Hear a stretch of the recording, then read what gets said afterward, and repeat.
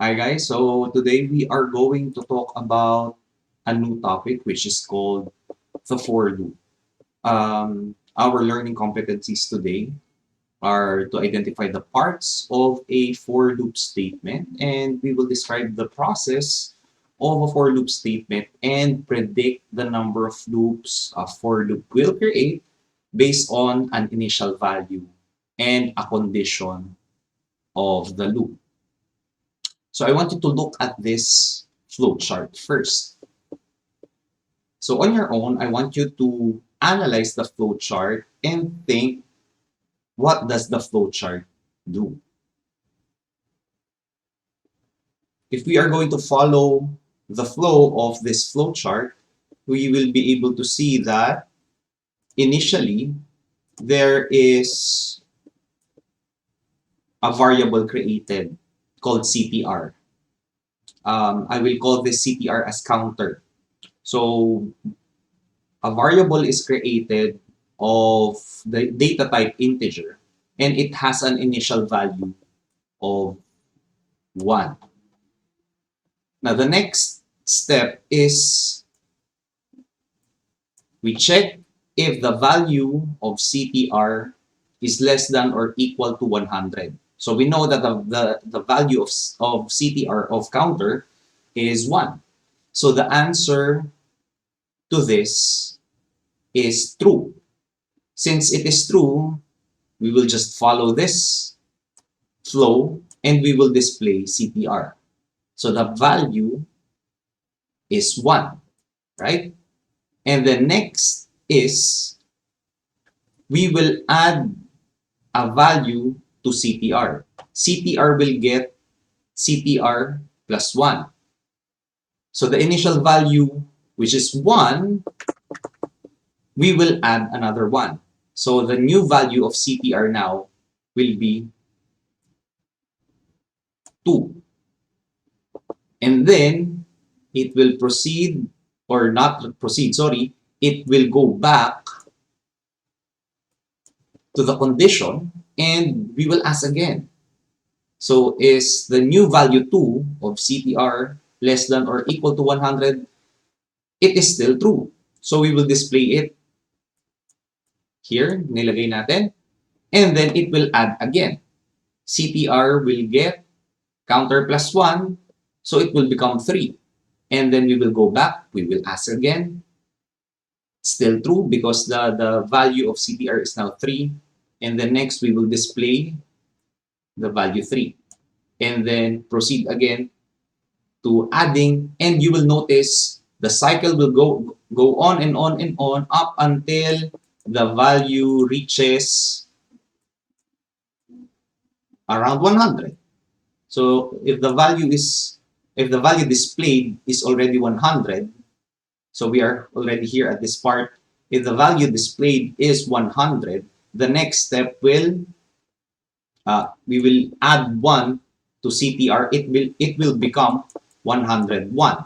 At this point, if it goes back to the condition 101 less than 100, it will now become false, and that's the time to stop. So what this flowchart does is it displays numbers from 1 up to 100. So if you are going to think deeper, if we are to display numbers from 1 to 100, the initial thing that we may think about is we will use an output statement around 100 times. Like in Java, system.out.print 1, system.out.print 2, system.out.print 3, up until system.out.print 100. And it's very tedious because you will be putting codes for 100 times. But there is a process to shorten the process, like employing this kind of loop, the for loop. Okay? In Java, we have what we call the iterative structures. What is an iterative structure? It is a group of codes designed to repeat up until a given condition is exhausted. So basically, as long as this condition remains to be true, a set of code will always be performed repeatedly. And there are three types of loop that we will discuss. We have the for loop, the do while loop, and the while loop. But today we are just going to talk about the for loop. So what is the syntax of a for loop? What does it do? A for loop repeats a set of codes for a finite amount of time. Meaning there's a start and there is an end. So in a for loop, we start with the keyword for, and then we have a parenthesis. Inside the parenthesis, you will notice that there are three segments segregated by a semicolon. So we have the initialization, we have the condition, and we have the increment counter. And then we have blocks afterwards.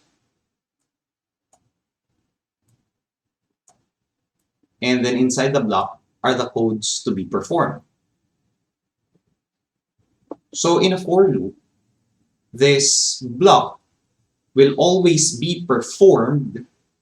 It will always be performed as long as the condition here is true. What does initialization mean? In initialization, we create one variable. Okay, so we create one variable and we set it with an initial value. So when we talk about value, remember, it can be anything. It can be an integer, or normally, in the case of for loop, we only use integers.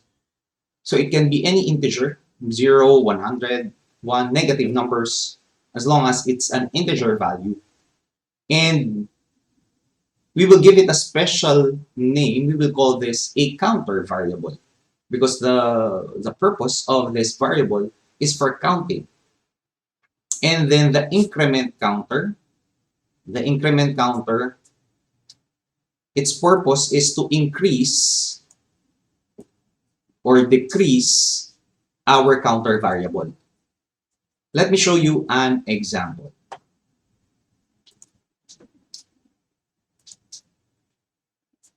So that's how you type a for loop.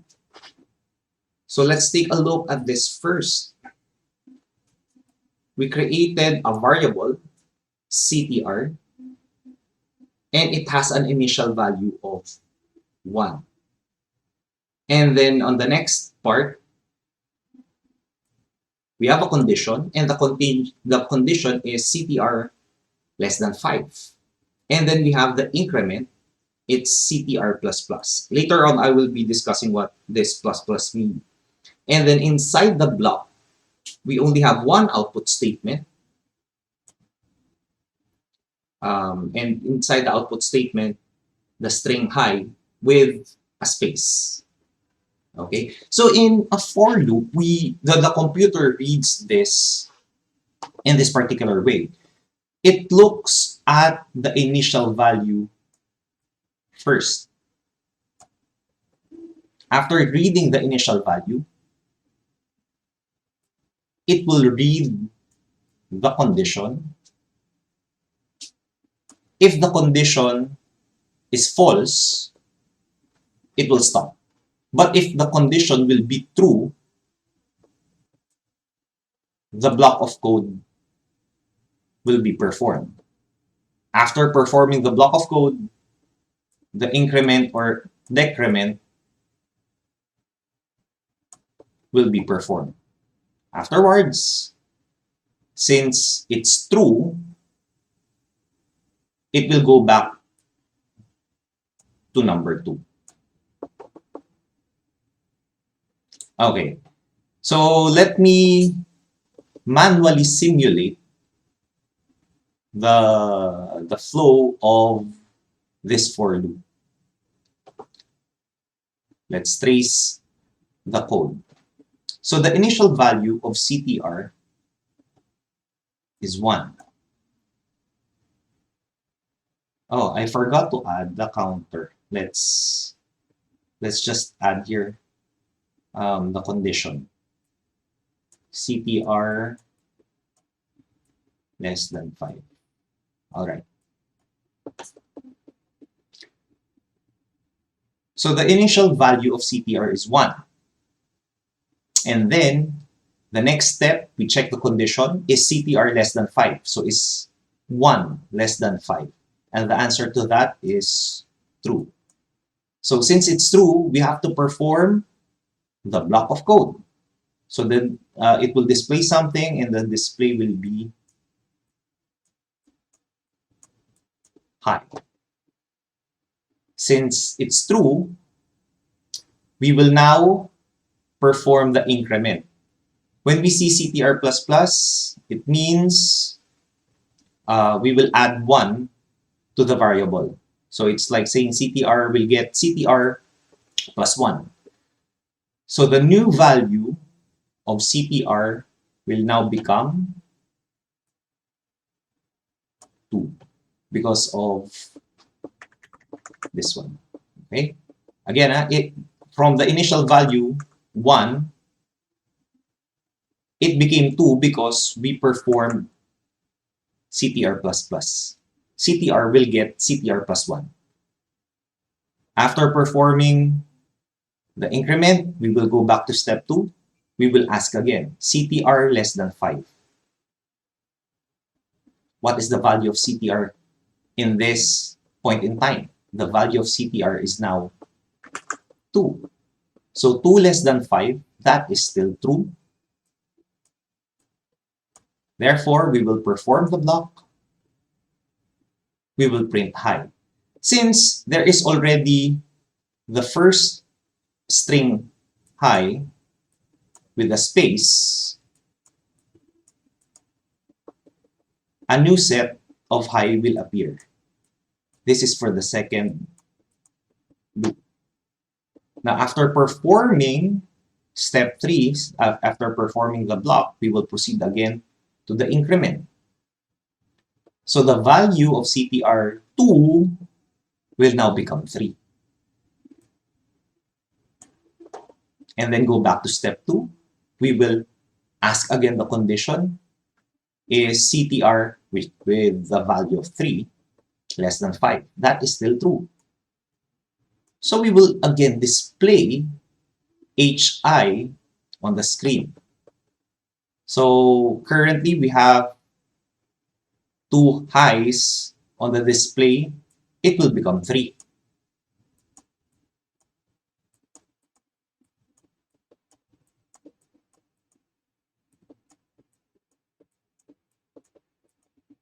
And then we will go back to increment. CTR's value will become 4. Go back to condition. It will still be true. Perform the block. Now there will be 4 highs.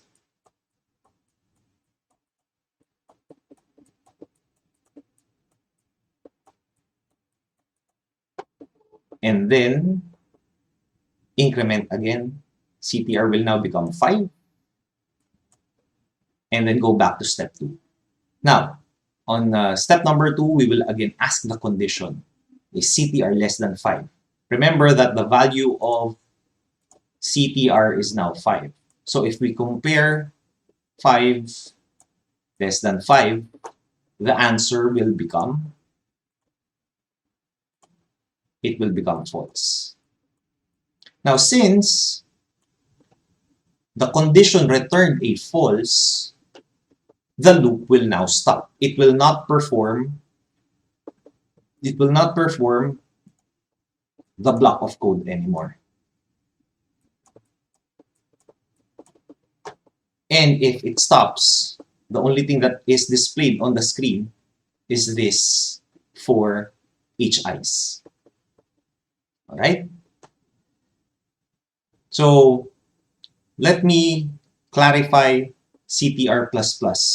It's what we call the increment operator, while minus minus is what we call the decrement operator. Example, I have an integer here called a. It has a value of 5. So when we perform a++, it also means a gets a plus 1. So what will now be the value of a? So the value of a from an initial value 5, we will add 1. At this point in time, a is 6. Let's pretend we don't have this. So at the end of the program, the value of a is 6. If we add another a++ here, the new value of a, if the program is already reading this part, the value of a will become 7. While minus minus, let's pretend that this one is not existing. From an initial value 5, a minus minus means we are subtracting 1. So at this point, the value of a is 4. Okay? So let's use that decrement in an example.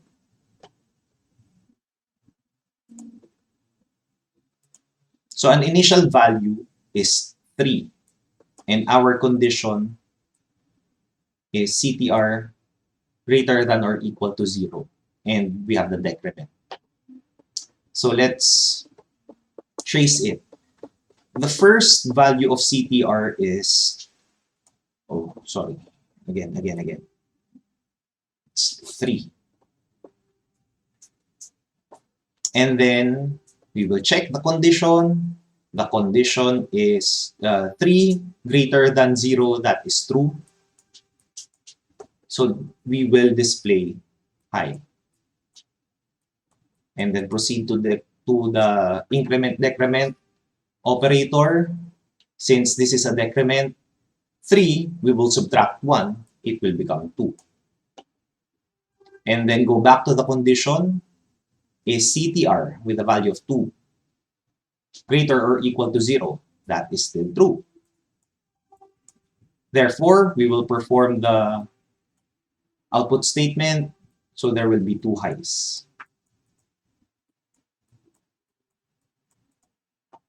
And the next, we will decrement again. So from 2, CTR will become 1. And then we will again check the condition, still true.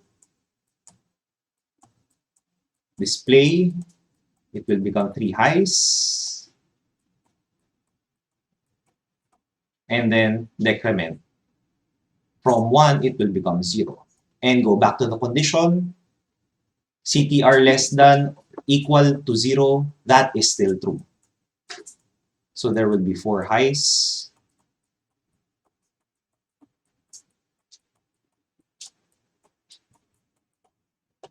And then minus minus again, it will become negative 1.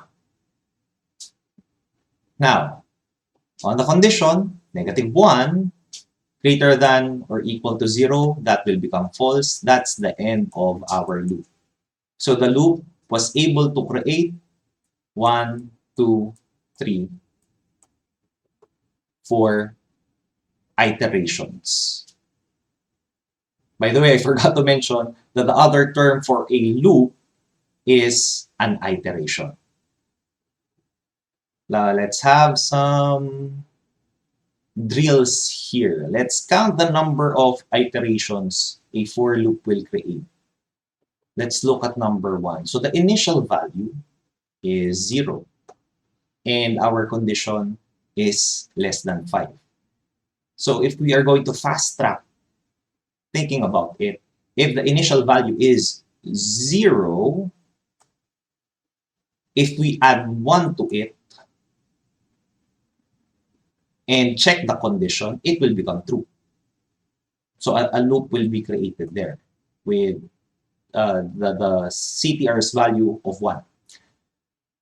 And then from this value 1, if we check again the condition, it will still true. It will still become true.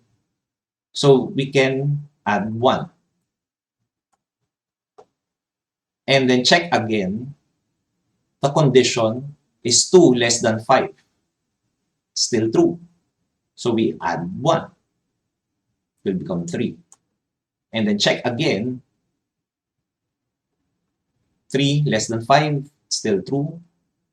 So we add 1. 4 less than 5, still true. And then if we add 1 to 4, it will become 5. 5 less than 5, this will become false. So the loop will stop. So the loop was able to create how many? 1, 2, 3, 4, 5 loops or 5 iterations. So the answer here is 5 iterations. Another one. The initial value is 1 and the ending condition is less than or equal to 3. So how many loops will it create? So we have the initial value 1. And then if we add 1 to it, because of the plus plus, if we add 1 to it, what will become of the condition? So 2 is 2 less than equal to 3, true. So it's part of the number of loops. Is 2 less than equal to 3 true? We add 1, it will become 3. Is 3 less than or equal to 3? That's still true. It's part. Now, if we add 1 now, 4 is 4 less than equal to 3. This is false. So it's the loop will stop. It's not part of the count. We were able to create 3 loops.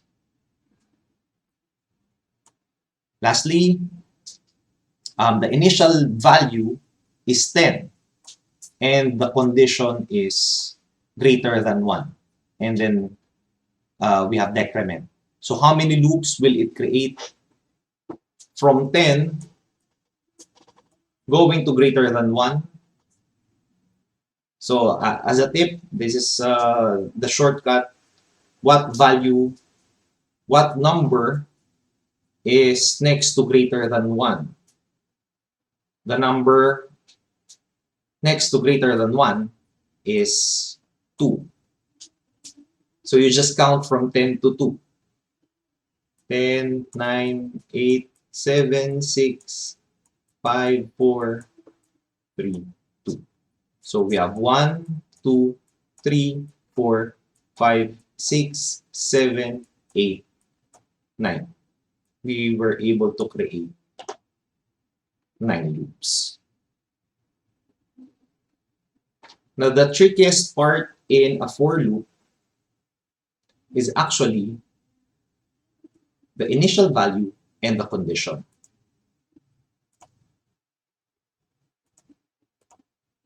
If you look at an initial value,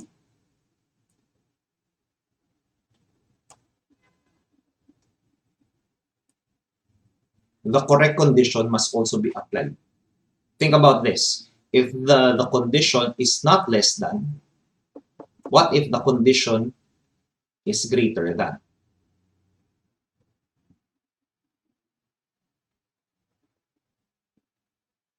What do you think is the implication of that? So I hope you learned something from me today. I'll see you again soon. Take care. Bye-bye.